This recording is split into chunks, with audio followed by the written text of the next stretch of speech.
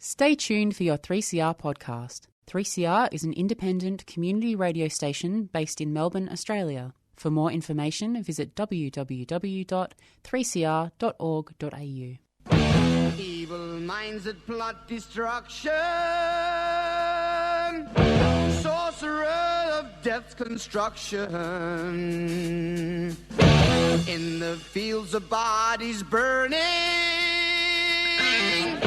as the war machine keeps turning, death and hatred to mankind, poisoning their brainwashed mind. Welcome to the Anarchist World This Week, broadcast across Australia on the National Community Radio Satellite. Listen to the Anarchist World This Week, Australia's sacred cow slaughterhouse. Listen to analysis of local, national, international events. Listen to analysis you'll never hear anywhere else.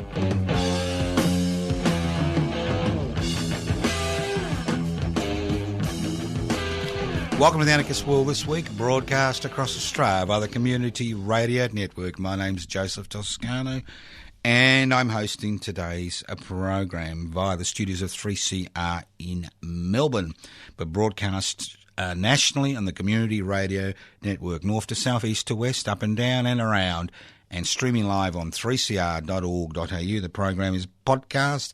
You can access the podcast by going to 3cr.org.au. Right, anarchy. Very simple. Anarchos, without rulers. How do you create a society without rulers? Well, you saw off the legs of the chairs of rulers. So what are the legs of the chairs? Power and wealth. So the anarchist struggle is the struggle to improve people's life through the struggle to devolve power. That means share power, and the struggle to share wealth. Very simple concept. It's part of the human condition. It has been part and parcel of human existence from day one. Sharing power and wealth. Do we look after the collective, or do we bow and worship at the feet of the elite?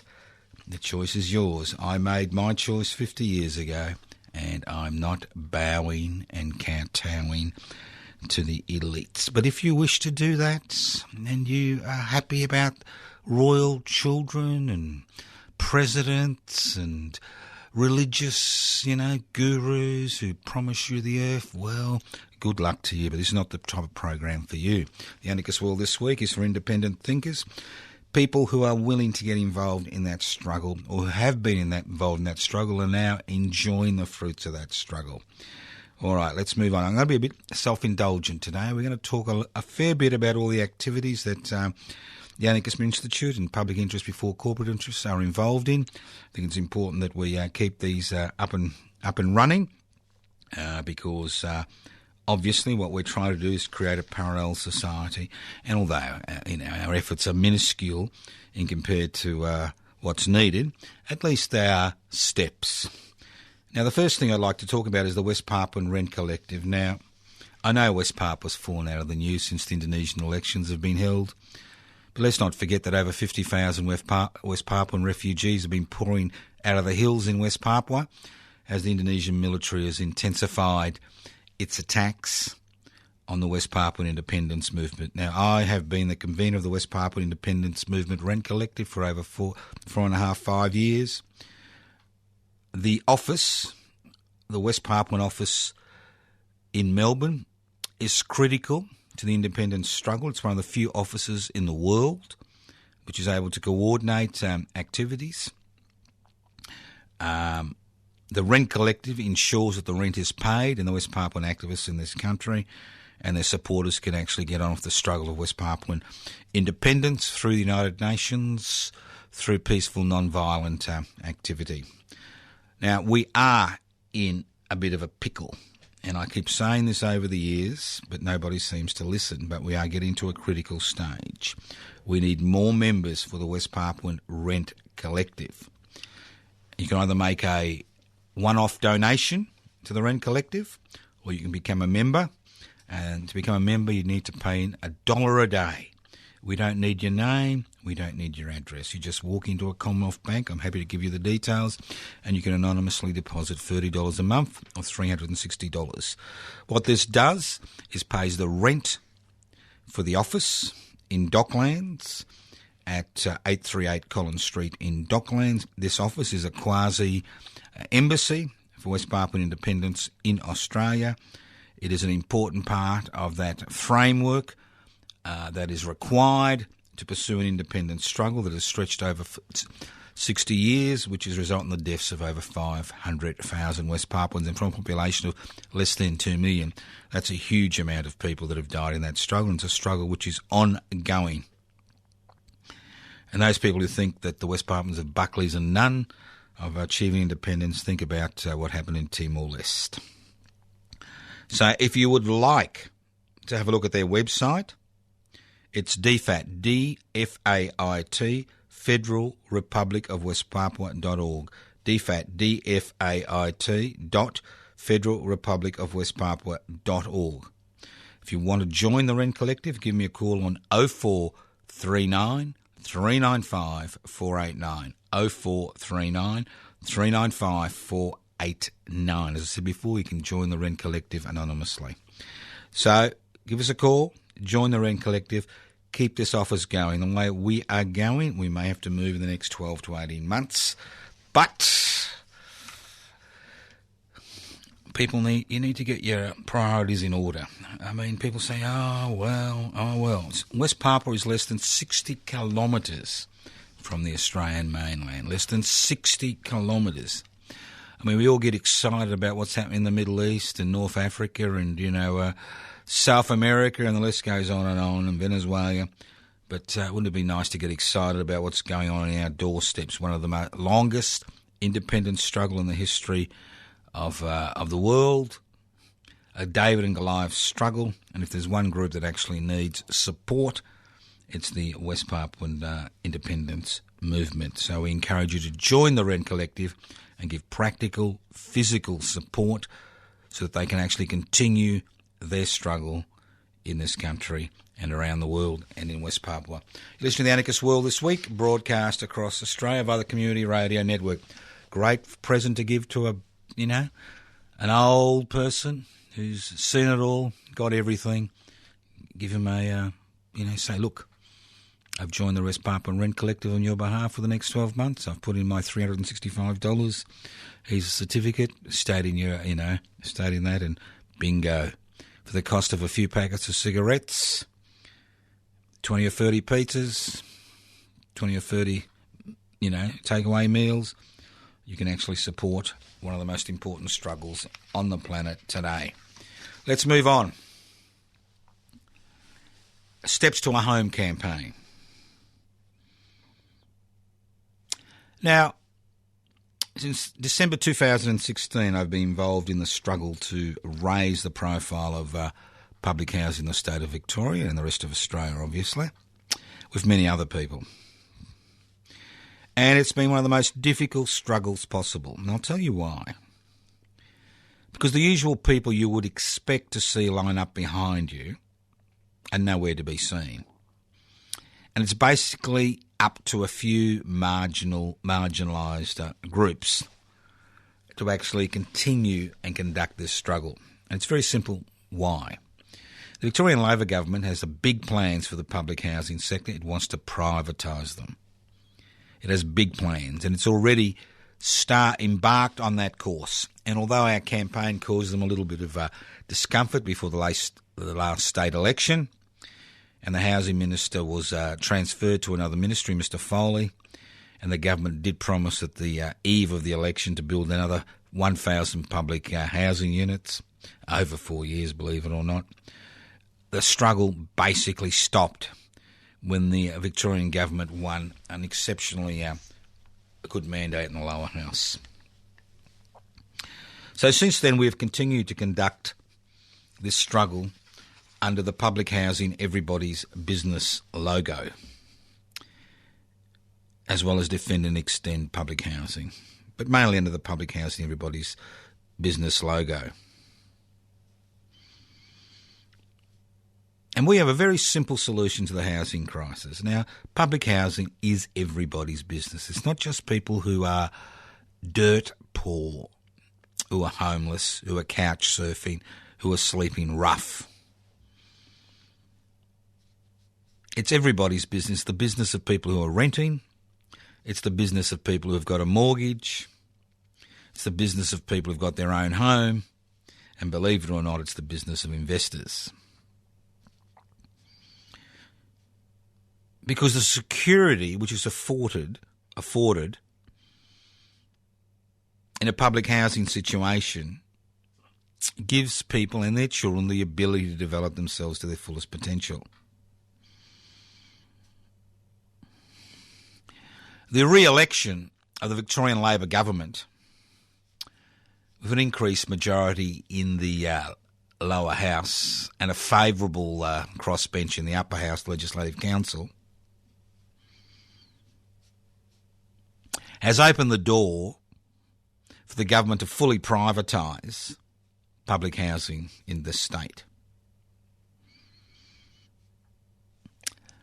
As I said before, the Victorian state government was forced to modify its policies slightly before the last state election because the campaigns that people have been conducting for public housing were beginning to have an effect.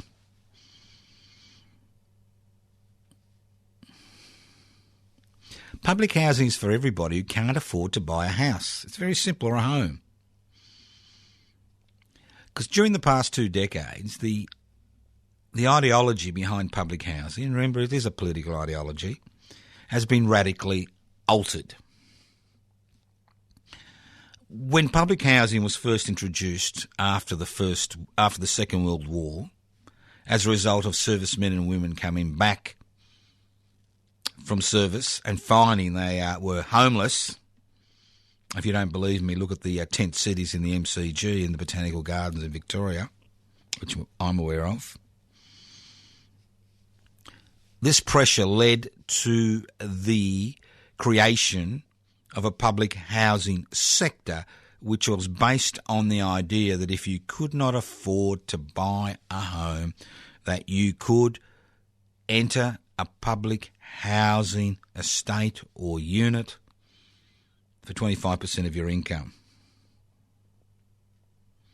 Now, that ideology has been turned on its head during the privatisation, corporatisation, globalisation, deregulation era.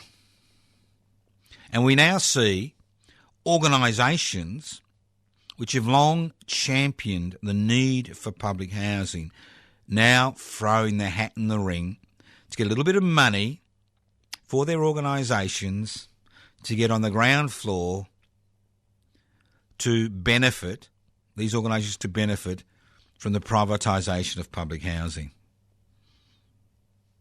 Because we now have in the state of Victoria, there's no difference between a public housing waiting list in the community, which is a private waiting list, or even the Victorian Aboriginal Housing Cooperative has also placed its people on the one waiting list.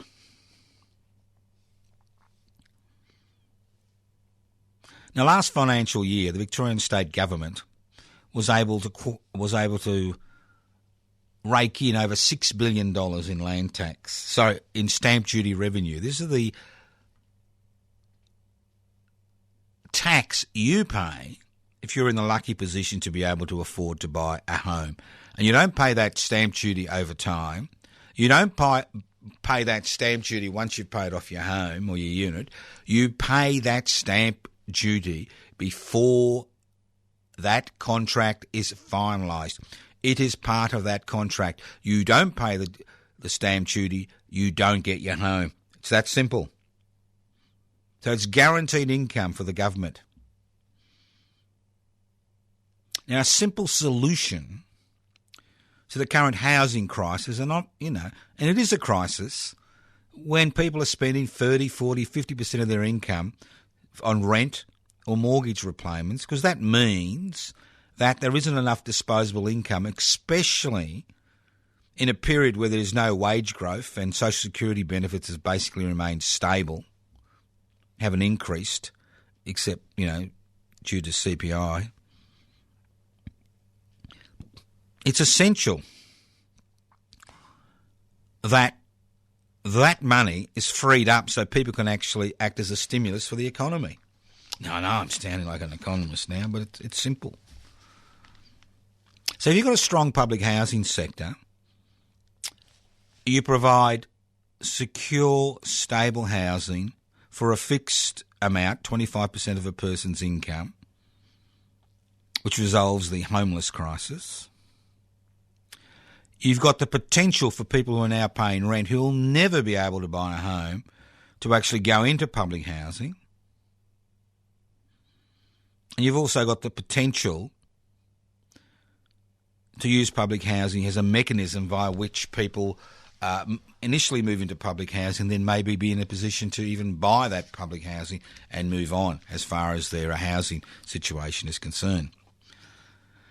So what public housing everybody's business has been suggesting is that, well, not suggesting, demanding, is that stamp duty revenue, which is a tax paid on buying a home, is quarantined for public housing. If that is done, homelessness can be eradicated in 4 weeks. 100,000 people, that's the whole waiting list, can be accommodated in public housing within a year. And 1 million Victorians could be, up to 1 million Victorians could be housed in public housing within a decade. And if this is replicated across the country, you could have huge impacts on the housing market. You could see rents decrease because of increasing stock becoming available as people move into public housing. You could see housing price at the bottom end of the market decrease and allowing more people to enter and get mortgages, obtain mortgages. And you would see a huge amount of money released back in the economy to resolve the recessionary pressures which are now being forced on this country because of reduced wage growth and increasing housing repayments. So it's a win-win situation. Now we're conducting a new campaign called Steps to a Home. Not a house, Steps to a Home. Because this is a debate about political will. This is not a debate about whether it can be done or not.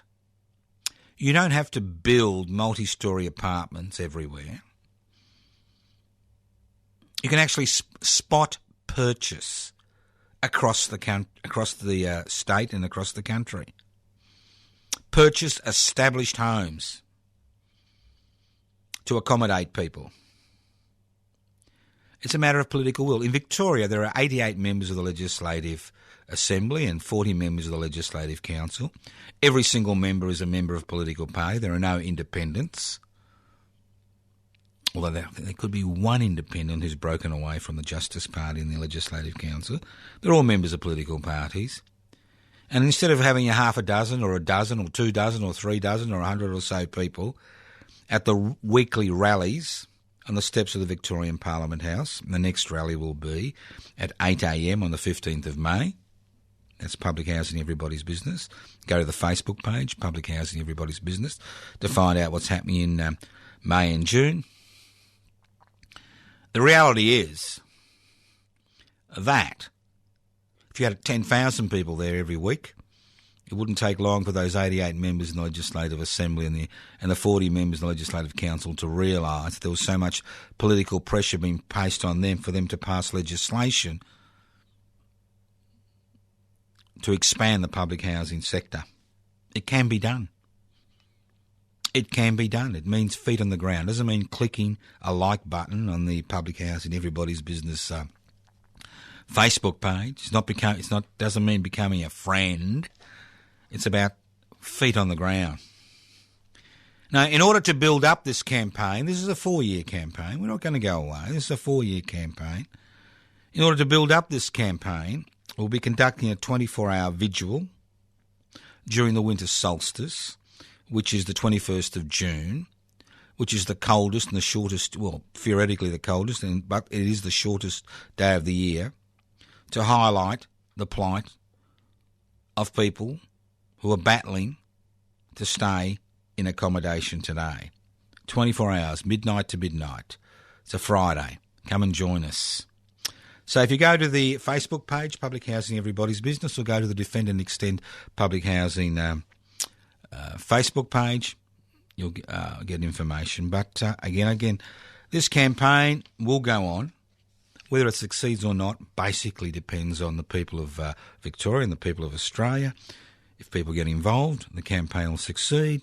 If they don't get involved, well, we will continue the way we are, and things will continue to get worse as the wage growth diminishes and the country slides into recession. This is the Anarchist World This Week, broadcast across Australia via the Community Radio Network. This program is streaming live on 3cr.org.au.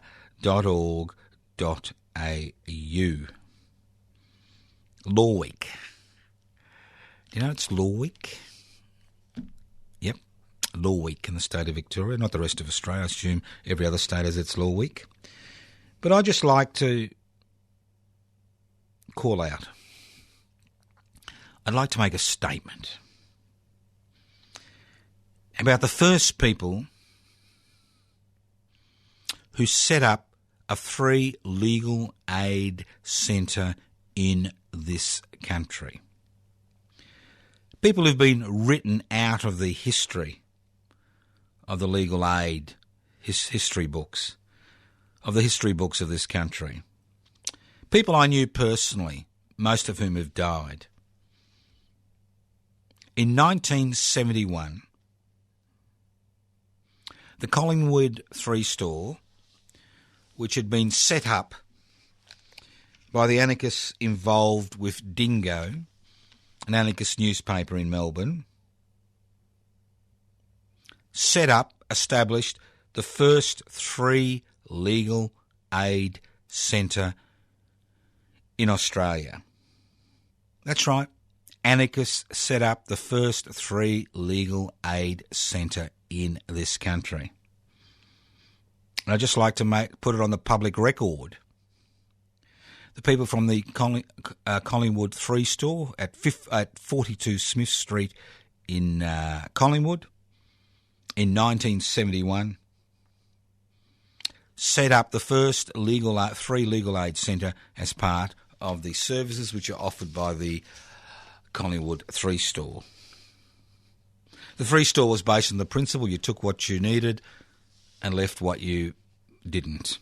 Very simple concept.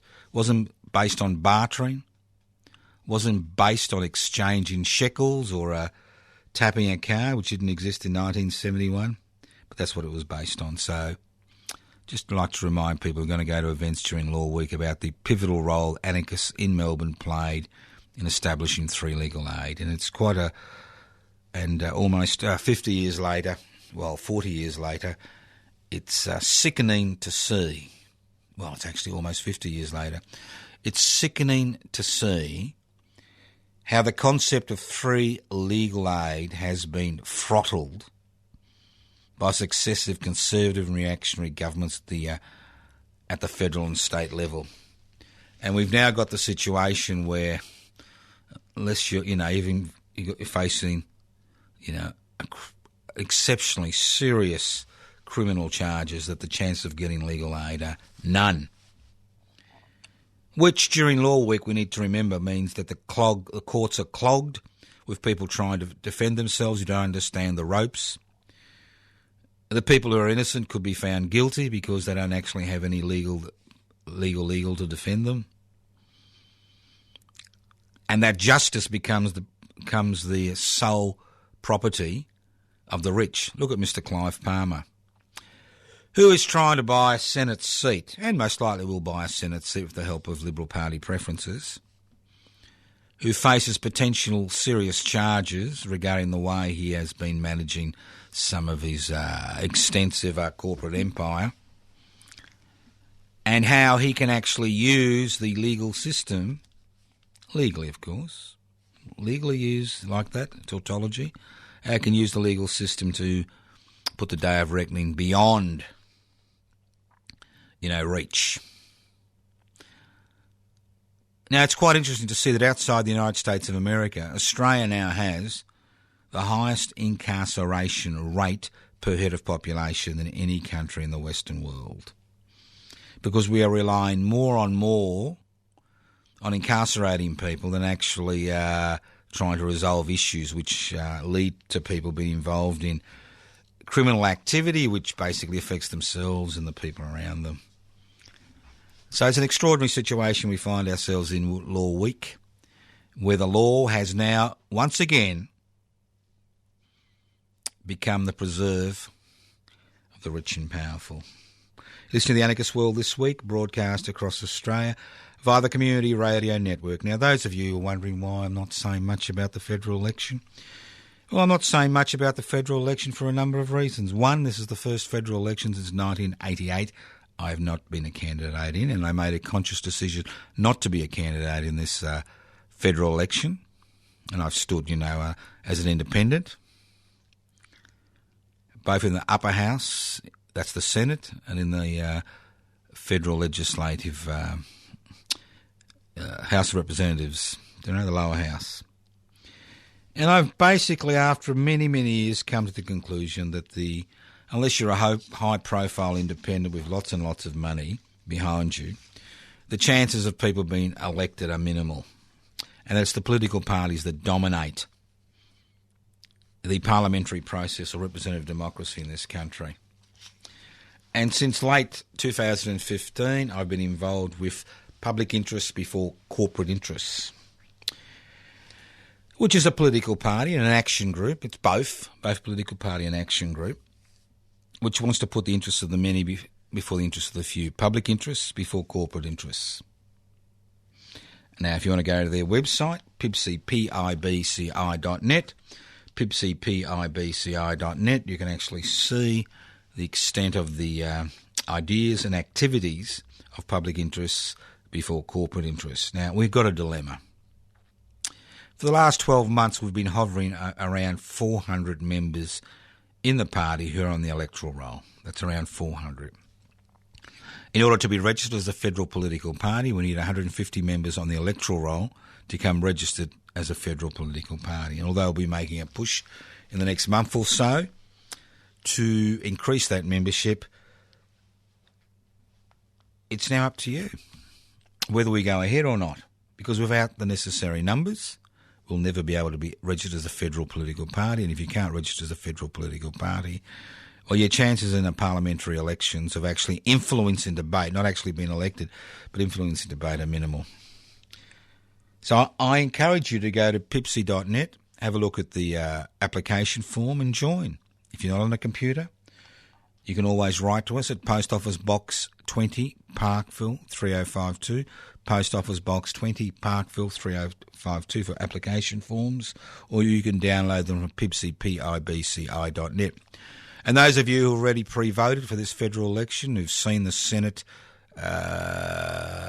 offerings and the offerings in your House of Representatives, you may be surprised at how few candidates there really are in this election. And what's interesting about this election is the dearth of ideas from the Liberal National Party coalition. I have never seen a group of people in my lifetime, which is over 65 years on this planet, who have so few ideas, who have no ideas, who are so beholden that small section of society that owns the means of production, distribution, exchange and communication, that all they can crap on about is, money. That's right. On the same day, the United Nations issued an emergency alert that 1 million species are facing extinction on planet Earth because of human activity, and that signalling that urban space had doubled since 1992. The current Environment Minister, Madam Melissa Price, is missing in action. And the current Prime Minister, Mr Morrison, says, well, we've legislated for that. Come on. Legislated for what? For the last 20 years, this country, the political leaders in this country and the major political parties have done everything they can to push aside the issue of climate change and now the issue of a climate emergency. Because, unfortunately, as far as politics in this country is concerned, it's run at a level which most of us will never be able to, be involved in, unless you've got the assets Mr Clive Palmer has, and as Divided Nation is finding out, that the so-called United Nation crowd is, pushing them aside because of the amount of money which is actually pushed into the electioneering. But more importantly, it's about policies. Although you'd think, looking at the Liberal National Party currently, if they got one policy that makes sense, I'd be interested in listening to it. I mean, they want to continue franking credits, they want to continue negative gearing. I mean, these are policies which the Labor Party is looking at. They want to continue family trusts. This is another policy the Labor Party is looking at. They want to continue, grinding on, supporting the coal industry. It just goes on and on and on and on. And whenever somebody deviates from the correct line outside the Liberal National Party, you've got the Murdoch, media jumping up and down and carrying on as if the end of the universe has come. Quite extraordinary situation. Quite extraordinary. So, I haven't been that excited. You've got to have to make up your mind what you're going to do before the 18th of May or on the 18th of May. That's your business. I don't particularly care. It's your business. But I think maybe occasionally it would be good when people vote that they actually put the interests of the country, the interests of the people around them, before their own personal interests. Because this seems to be a debate about personal interests and more collectivist interests, more interests of the society as a whole. So this is something that we really have to look at.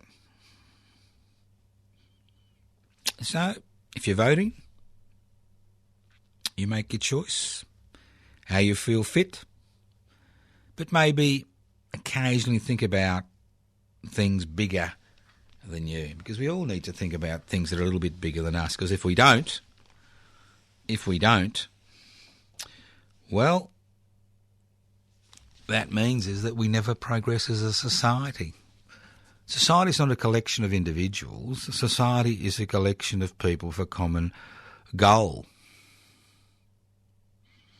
So what's our common goal? To aspire to create personal wealth, which seems to be the thrust of much of this election campaign?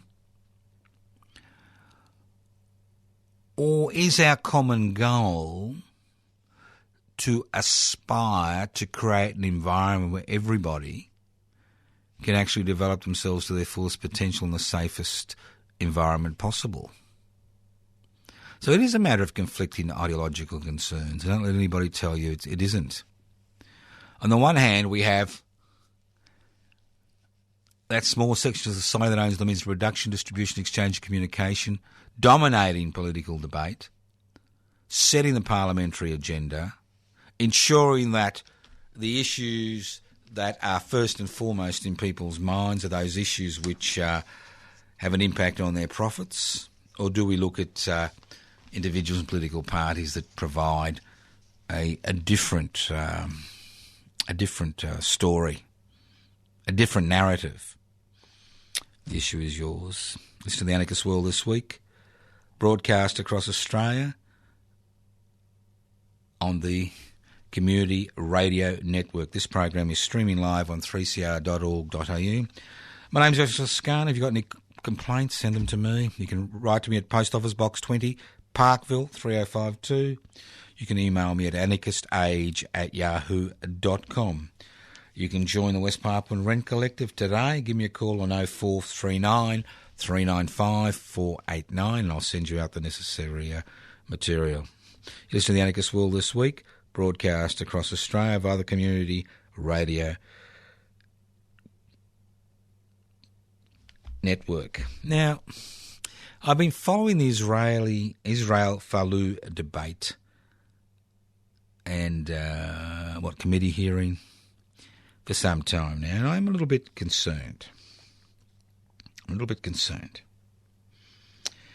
Mr. Falu has been found that he has breached a code of conduct which he signed up to with the Australian Rugby Union.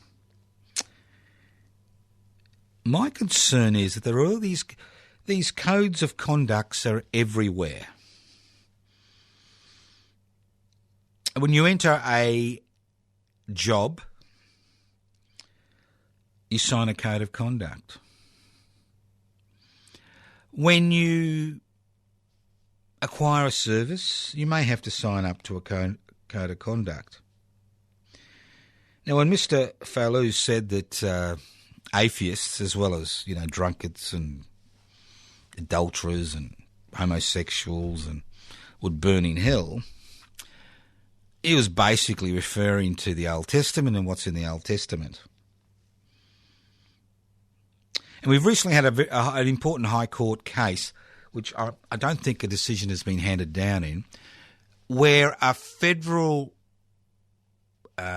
bureaucrat was fired because she was using an anonymous Twitter stream to criticise government policies regarding immigration. Obviously, there's a code of conduct if you're a public servant. So I'm quite concerned about the idea that we can sign away rights which we have in the Constitution, even if they're implied rights to freedom of speech, when we sign a code of conduct, whether it's a commercial arrangement, a contractual arrangement, a job arrangement, a workplace arrangement. Because legally you cannot sign away your rights to the basic wage, even if you sign a code of conduct which says you're happy to work for $3 an hour. So how is it that across this country we are now finding people, whether they're bureaucrats, federal bureaucrats or rugby union players, who are facing huge impositions on their lives, like their loss of their livelihood, because they've been forced to sign a code of conduct which means that they have signed away constitutional rights they have. Now, it's one thing working outside the law and breaking the law. That's quite clear. But it's another thing having rights that you have, inalienable rights you have, removed so you can actually earn a livelihood. Important debate.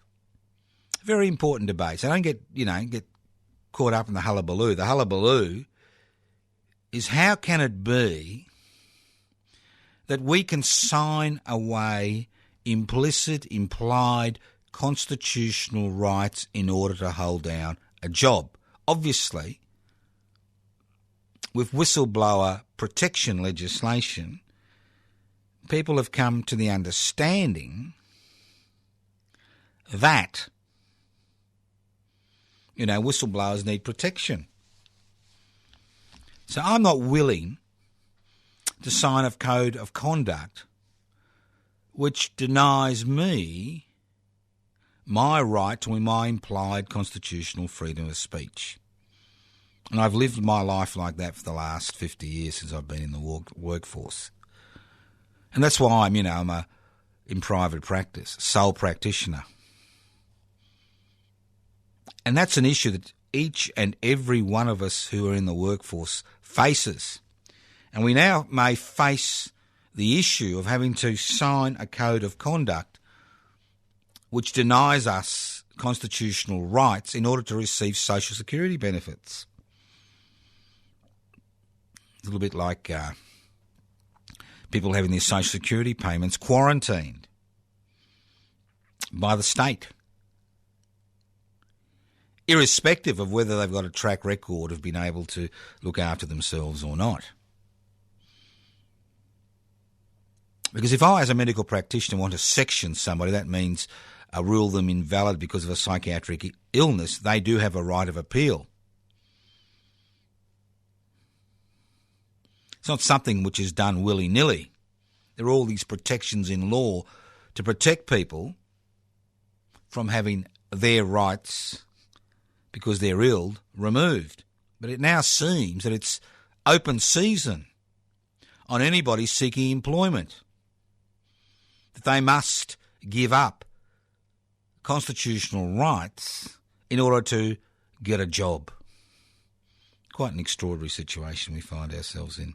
This is the Anarchist World This Week, broadcast across Australia via the Community Radio Network. This program is streaming live on 3cr.org.au. That's 3cr.org.au. All right, what's happening in Sudan? You know, I've taken a personal interest in the social revolution, not the boring revolution, economic revolution, but a social revolution which is occurring in Sudan, where for the first time in human history we've seen Sharia law put under pressure. We've seen people openly during this revolutionary period break down Sharia law. We've seen the military's been paralysed by divisions within it. Now, currently, there is a move afoot to try to split the opposition, which is a fragmented group, and two proposals have been put up to the people who've been surrounding military headquarters in Khartoum. And as we speak, the temperatures in Khartoum are 45, 46 degrees. It's the beginning of Ramadan, which is obviously a religious festival, which means people can't eat or drink from daybreak to dusk. So the participants in these long-standing demonstrations around military headquarters and demonstrations across the cities of Sudan, increasing pressure on them. So the military council, which has been set up to rule the country for the next 4 years before there's a transition to civilian rule, has put up the proposal. The military council holds the position of defence and a few other important positions in the government, and the rest of the positions are handed over to a civilian authority. And obviously, although a lot of the politicians are kind of, moving, been involved in these discussions, most of the Sudanese people who've been involved in these protests over the last 4 to 5 months are refusing to budge. They don't want a military council transitional authority, and they especially don't want a military council that's got full power over the military. In Australia, for example, it's the civilian government which calls the shots as far as the military is concerned, and that is the same in any democracy, representative democracy. It is the civilian government, the government elected by the people, which calls the shots, not the military in its own right. So why should the people of Sudan settle for less? So this is the current debate in that particular part of the world. Now, talking about evil, it comes in many forms. And the Brunei of the Sultan of Brunei must have a special place waiting for him in hell. Not that I believe in that bullshit. Now, it looks like he's been put under a little bit of pressure because he's the first. I mean, Brunei, which is about 492,000 people, is a little country which is squashed between Borneo and Malaysia, Borneo or Kalimantan in Indonesia and Malaysia. It refused to join the Malaysian state when it was formed. I think it was 1964, and in 1984 actually acquired its independence from Britain. But unlike most of the countries in that region, it is a Islamic monarchy. The dear old Sultan has absolute power in that country. And he'd like to reintroduce Sharia law, the full bells and whistles type, as you all heard about, stoning of homosexuals, stoning of adulterers, and the list goes on and on. You don't want to use big stones, you want to use little stones, because you want to make them suffer before they die. Now, unfortunately for the Brunei, things have changed around the world, and there was a little bit of pressure placed on his commercial interests. Because the problem that all these Middle Eastern and monarchies have around the world that are based on oil revenue, which have been propped up by the Western governments, especially the United States of America and Britain for generations, is that as the oil begins to become less important, petrol begins to become less important to the world, the wealth which they have been able to use to export their particular brand of religion is beginning to dissipate, and that means that people in their own nation are beginning to get a little bit toey. And what we saw in Saudi Arabia last week was the execution of 36 Shia Muslims, supposedly for being terrorists, and the crucifixion of one after he was beheaded. And these are public executions. These are executions which rival any of the atrocities that Islamic State is said to have been accused of. So we are seeing them trying to diversify their interests and buying up stuff around the world. And that was the Sultan's undoing. He's taken a step back. He said, we'll take the death penalty off now. But if things change, watch out, boys and girls. Now, his personal wealth is only $20 billion, I understand, which is less than what Gina Reinhardt has. So I can't see why the boy can't be turfed out. If you own the Dorchester and the Beverly Hills Hotel and you've kind of made your reputation as a playboy when you're a younger man and now you're an owner of luxury hotels, obviously you're going to have economic pressure placed on you. And that's the interesting part that we've seen over the last decade or so, is how more and more economic pressure has been placed on companies to change their tunes. When governments refuse to legislate in the interests of the public, extra-parliamentary groups who cannot galvanise enough public protest do have the option of using the economic cudgel. Because capitalism is all about making a buck. And there is nothing more skitty than a shareholder. Talk about skitty horses in a race, but there is nothing more skitty than a shareholder. Shareholders don't care about the companies they invested in the majority of cases. What they care is in the dividend they receive and the value of the share.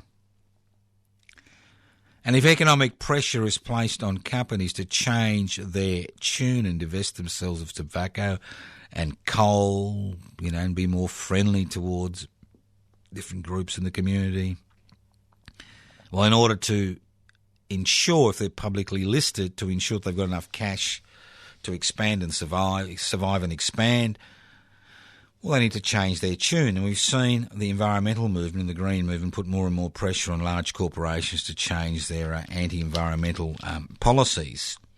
And you can see this also happening as far as these dictatorial regimes are concerned that have got foreign investments. So think about it. There's not just vigils and protests and parliamentary politics and revolutionary change. There's also economic boycotts.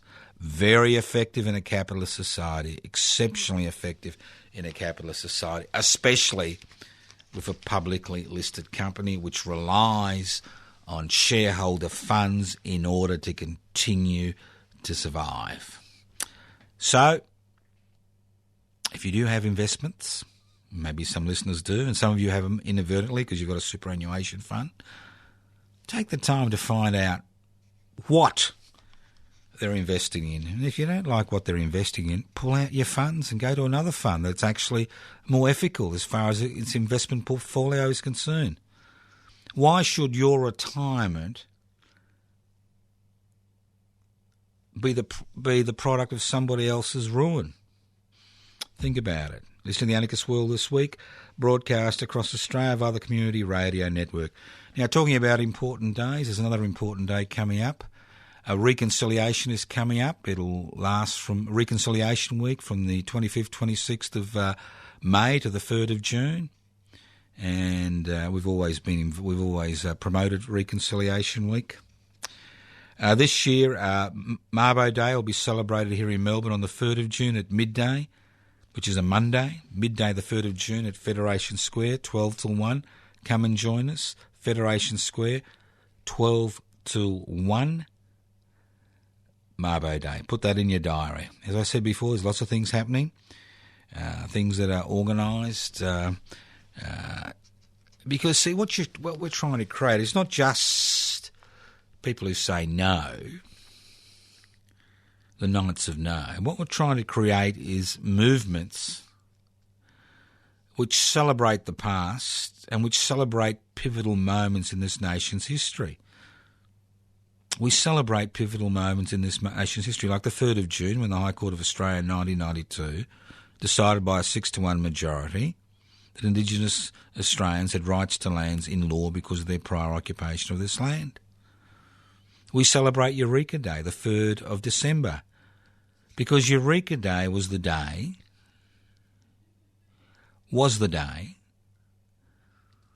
that ordinary people stood together collectively and changed the course of this country's history.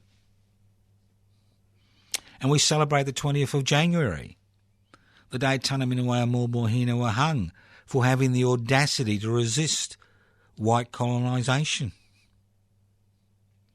And the list goes on and on. There are days that are important to us. We celebrate the life of Francesco Fantin in early November, on the first Sunday nearest Armistice Day. So we do organise events in order to create a social cohesiveness. We just celebrated May Day last week, the 1st of May.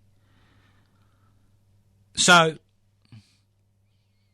how we go about our lives and the steps we take in order to initiate change to a significant degree belong to us. We are the ones who are the catalyst for change.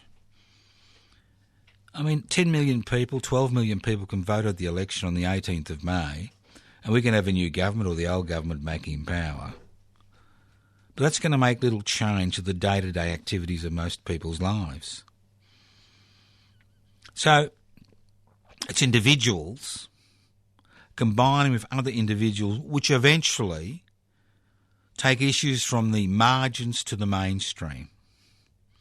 And as activists, we are always on the margins, but we are always involved in activities which highlight not just the inequalities, but which highlight the steps we can take to create a more collectivist, egalitarian community. Now, I wouldn't be wasting my time for the last 42 years on air here at the Community Radio 3CR and broadcasting on the Community Radio Network for the last, 12 years, and being an activist for over 50 years if I didn't think there was possibility of change. And there is always the possibility of change. And when you lose that hope, and hope is the love child of desire, the desire for change, and more importantly, the expectation that change will occur, you've basically been destroyed by mainstream society. So we need to keep that hope alive, and you keep that hope alive by being involved continuously in activities and actions to promote those egalitarian values that struggle to devolve power and that struggle to share wealth, which is fundamental, the fundamental essence of the anarchist struggle. You've been listening to the Anarchist World This Week, broadcast across Australia via the Community Radio Network. My name's Joseph Toscano. A few websites to go to. PIBCI, PIBCI.net, anarchistmedia.org. You can download the application form to join PIBCI from PIBCI.net. You can go to my personal Facebook page, Toscano for the Public. Public Housing Everybody's Business Facebook page. The Twitter stream. You can go to my Twitter stream. I've forgotten what it was. PIBCI_AU, PIBCI_AU.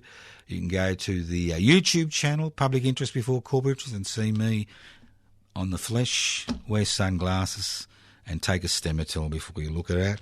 All right, thank you for listening to the Anarchist World This Week on your local community radio station, streaming live on 3cr.org.au, courtesy of the Community Radio Network.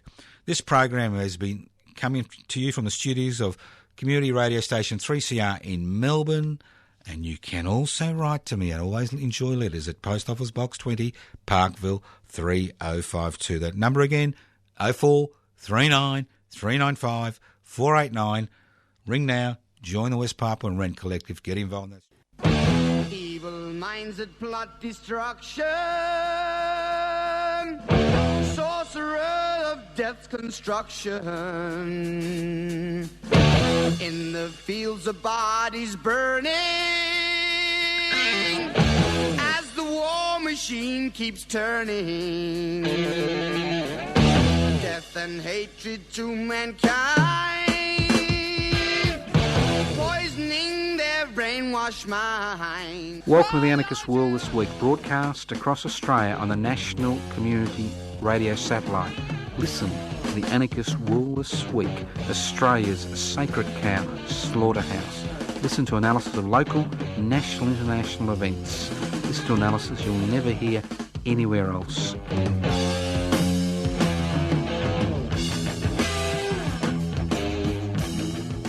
You've been listening to a 3CR podcast produced in the studios of independent community radio station 3CR in Melbourne, Australia.